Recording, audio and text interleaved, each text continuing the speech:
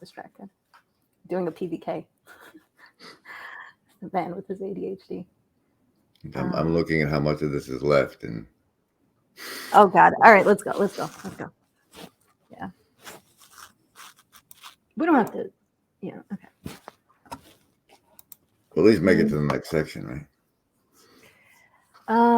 Ooh, okay. We can also. Where were we? The second connection between ideology and the Telegraph resides in the popular imagery, largely religious, that accompanied the latter's introduction. The aspect of the problem has been rather more thoroughly investigated, at least in a general way, within American studies, and particularly within what is called the myth and symbol school. The Telegraph, widely hailed at the time of its introduction as the noiseless tenant of the wilderness, was clothed in the language of religious aspiration and secular millennialism, a language Leo Marx names the rhetoric of the technological sublime. John Quirk and I, thinking more directly of the Telegraph and subsequent developments, have called this same message the rhetoric of the electrical sublime. Or, no, the rhetoric of the electrical sublime.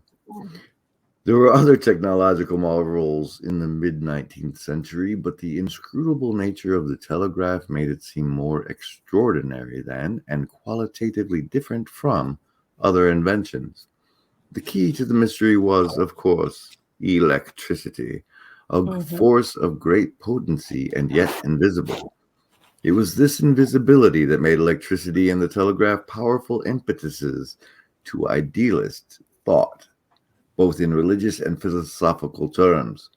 It presented the mystery of the mind-body dualism and located vital energy in the realm of the mind, in the non-material world. Electricity was, in some standard terms of the day, shadowy, mysterious, impalpable. It lives in the skies and seems to connect the spiritual and material. Please. Electricity, the Reverend Ezra S. Gannett told his Boston congregation, was both the, quote, swift-winged messenger of destruction and the, quote, vital energy of material creation. The invisible, imponderable substance, force, whatever it be, we do not even certainly know what it is we are dealing with, is brought under our control to do our errands, nay, like a very slave. Another preacher of the era, Gardner Spring, exclaimed that we were on the, quote, border of a spiritual harvest because thought now travels by steam and magnetic wires. This new technology enters American discussions not as mundane fact, but as divinely inspired for the purposes of spreading the Christian message farther and faster, eclipsing time and transcending space, saving the heathen, bringing closer and making more probable the day of salvation. There were dissenters, of course, but the general uniformity of reaction to the Telegraph demonstrated how it was able to fuse the opposite poles of the electrical sublime, the desire for peace, harmony, and self-sufficiency with the wish for power, profit, and productivity. The presumed, quote, annihilation of time and space, heralded by the Telegraph, promised to bind the country together, just as the portents of the Civil War were threatening to tear it apart. Here, the organic metaphors so easily attributed to German philosophy floated into American thought as means to describe how the Telegraph would change life. As early as 1838, Morse anticipated 20th century notions of the, quote, global village. It would not be long, he wrote, quote, ere this whole surface of this country would be channeled for those nerves which are to diffuse the speed of thought, a knowledge of all that is occurring throughout the land, making in fact one neighborhood of the whole country. Interesting sentence. And finally, a piece of doggerel, yeah, sure. Typical of the era, I assume that's some sort of poem, entitled, quote, to Professor Morse, in pleasant memory of October 9th, 1856, at the Albion, expresses a mixture of science, commerce, politics, and pious religious unity that surfaced in popular consciousness with the Telegraph. A good and generous spirit ruled the hour. Old jealousies were drowned in brotherhood. Philanthropy rejoiced at skill and power. Servants to science compass all man's good, and over all religions banner stood, upheld by the true patriarch of the plan, which in two hemispheres was schemed to shower mercies from God on universal man.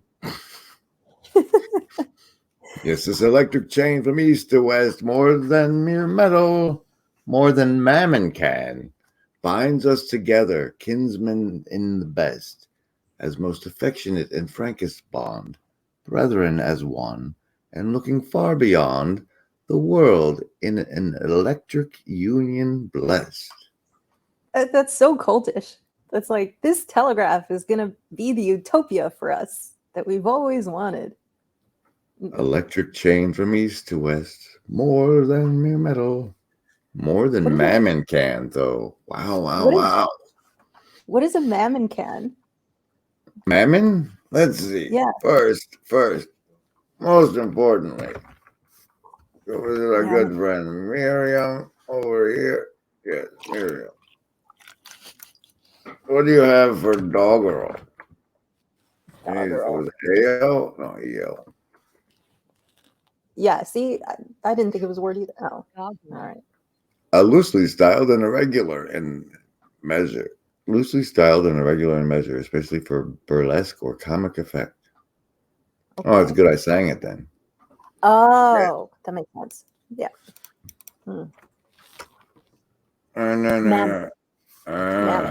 It's a god, right? Oh, well, yeah, sort of. You can't serve God and mammon, and mammon's material wealth or possessions. Especially as having a debasing influence. Okay. So it's like the dark. This chain that binds us more than material pursuits. Interesting. Oh, so he's basically saying social media is going to save us from the the binds of physical. Okay. Yeah.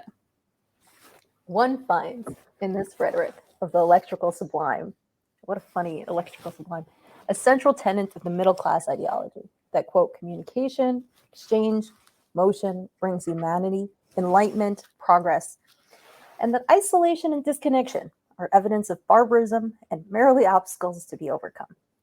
The 18th century ideal of the universalism, the kingdom of God and the brotherhood of man, included a belief in the universal human nature. People were people, everywhere the same. Communication was the engine that powered this ideal. Each improvement in communication, by ending isolation, by linking people everywhere, was heralded as realizing the universal brotherhood of universal men. This is so dumb. This is so dumb. Wrong-headed. Yeah. It's just like more communication is better. No. Quality communication with the people that you want, when you want, for the purposes you want, is good. More? Everyone, everything, all the time? That's stupid. That's just idiot. Like, I don't get this lot. Like this, but I come across this fallacy all the time. Just let's all communicate. It's like, no, that's not. Well, to the author's point, if you'll allow. Okay. This is either what, right before, during, or whatever, the Civil War. Yeah. And so this whole everybody being able to communicate helps everybody realize that we're all just people. Yeah. And that the Chinese are the Chinese. Like right now, even when we let China manufacture everything we did for America, that would never have happened if Americans and Chinese saw each other as something other than just everybody's just people. So there is to that point, like foreign becomes less foreign because they have a telegraph like us. Yeah. So there is the universal man angle and the Yeah, bubble of I get safety and avoid not conflict that we were raised in was foreign to them 200 years ago, 300 years ago now, those many years ago. But yeah. you are also correct that it's very short-sighted, but My version of the universal man is like when I'd take my dog on a road trip and could connect with anybody, like have a really great human connection with anyone that I came across because the dog was there and we could all connect over the dog. It was like, it didn't, I went from Florida to New York, right? And it was just like, I'm the, like, it was easy to connect with literally anybody, no matter who they were in those circumstances. So, unlike the dog, Hmm. the Chinese didn't eat the telegraph. Yeah, maybe they should have. Maybe they... Oh, this isn't. I'll let you read this and your notes. All right. The argument is not an abstract one. Charles F. Briggs and Augustus Maverick, great names, writing in 1858, made the equation precise. It has been the result of the great discoveries of the past century to effect a revolution in political and social life by establishing a more intimate communication between nations with race and race. It has been found that the old system of exclusion and insulation are stagnation and death. National health can only be maintained by the free and unobstructed interchange of each with all. How potent a power, then, is the telegraph destined to become a civilization of the world? This bounds together a vital cord of all the nations of the earth. It is impossible that old prejudices and hostilities, wow, that was the opposite, should longer exist, while such an instrument has been created for an exchange of thought between all nations of the earth, Briggs and Maverick. In another work of the area, Sir William P. Andrews, justifying the Euphrates Valley Railroad connecting India to Africa, quotes an anonymous writer who got the whole matter rather more correctly. Nor can it for a moment be doubted that a line of electric telegraphs between Europe and India must be a successful commercial enterprise, putting altogether out of sight the important moral effects which such a means of rapid communication must of necessity bring about. It may, on the contrary, be doubted whether any more efficient means could be adopted to develop the resources of India and to consolidate British power and strengthen British rule in that country than by the formation of the proposed system of railways in Central Asia and the carrying out of the proposed telegraph communication with Europe. What? Yeah, that all just went in and out for me. But It's going to be a commercial success, putting all together out of sight the important moral effects which such a means must of necessity bring the import. Okay, the commercial success is going to drown out the moral effects. However, it may be doubted if there's any more efficient means to develop the resources of India and consolidate British power. Okay. An essentially religious view of communication, or one cloaked, at least in religious metaphor, is as a mediator. Yes, that's accurate. A progressively vanishing mediator between a middle class aspiration and capitalist and increasingly imperial development. Marx Weber's tour de force retains its original significance in this context. For Weber's archetype of the formation of the Protestant ethic, Benjamin Franklin reappears in the mid-19th century as the first electrician, the first to release this new force of moral and social progress. But what needs more closely investigated is the relationship between a later stage of economic development, new forms of electrical technology, and transposed body of religious belief. I mean, we talk about that a lot. This is particularly true because from the Telegraph forward, technological development came to be housed in professional engineering societies, universities, and research labs. Interesting. As technological development became more systematic, so did development of justifying ideologies become more consciously planned and directed by these same groups. Okay. In the balance of this selection, I wish to concentrate on the effect of the telegraph on ordinary ideas, the coordinates of thought, the natural attitude, practical consciousness, or less grandly, common sense. As I've intimated, I think the best way to grasp the effects of telegraph or any other technology is not through a frontal assault, but rather through the detailed investigation in a couple of sites where those effects can be most clearly observed. Let me suggest some of the sites for these investigations. Investigations to be later integrated and referred for elucidation to some general theoretical notions. First, much additional work needs to be done on the effects of telegraph on language and journalism. The telegraph reworked the nature of written language, like Twitter, anyone? And finally, the nature of awareness itself. Again, Twitter. There is an old saw, one I have repeated myself, that the telegraph, by creating the wire services, led to a fundamental change in news. It snapped the traditional of partisan journalism by forcing the wire services to generate objective news that could be used by papers of any political stripe. That's interesting. Mm-hmm. Yet the issue is deeper than that. The wire services demanded a form of language stripped of the local, the regional, and the colloquial. They demanded something closer to a, quote, scientific language, a language of strict denotation in which the connotative features of utterances were under rigid control. If the same story were to be understood in the same way from Maine to California, language had to be flattened out and standardized. The telegraph, therefore,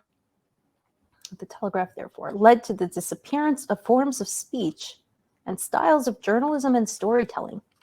The told story, the hoax, much humor, irony, satire, that depended on a more traditional use of the symbolic, a use I earlier called the fiduciary. What does fiduciary mean?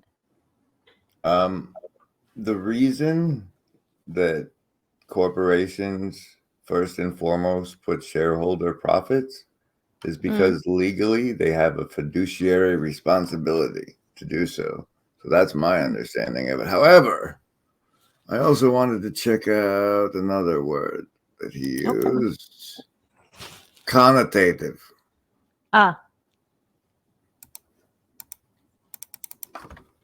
Connotative. That's a good word. Connoting. Hey, you want to connote after? I don't know. It's too much like cannoli. To convey, in addition to exact explicit meaning, all the misery that poverty connotes. It's like the opposite of denote. No? I think. There seems to be a con involved. Oh, to convey. That's why. Okay.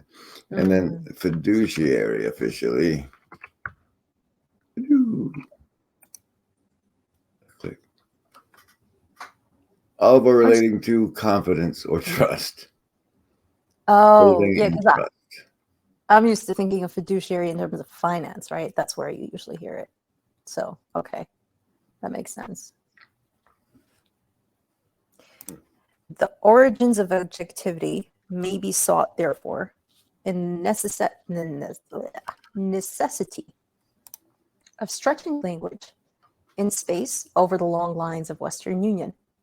That is, the telegraph changed the form of social relations mediated by language, just as the long lines displaced a personal relation mediated by speech and correspondence in the conduct of trade and substituted the mechanical coordination of buyer and seller, so the language of telegraph displaced a fiduciary relationship, trust, between writer and the reader with a coordinated one. Okay. Yeah. Like this section Mhm. makes it sound like the telegram was Babel 2.0. Like rather than a tower, but like the restoration of like because language had to be flattened into something everyone used, everyone speaks the same language. It brought Babel into my mind. Yeah, and then you have all these religious people talking about how it's going to like create peace on Earth. so that's like that's probably what they thought about the tower too. Yeah.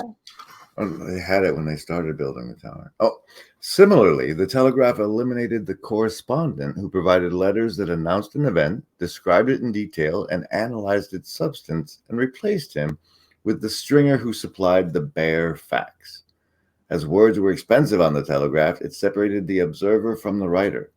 Not only did writing for the telegraph have to be condensed to save money, telegraphic, in other words, but also from the marginal notes and anecdotes of the stringer, the story had to be reconstituted at the end of the telegraphic line, a process that reaches high art with the news magazines, the story divorced from the storyteller.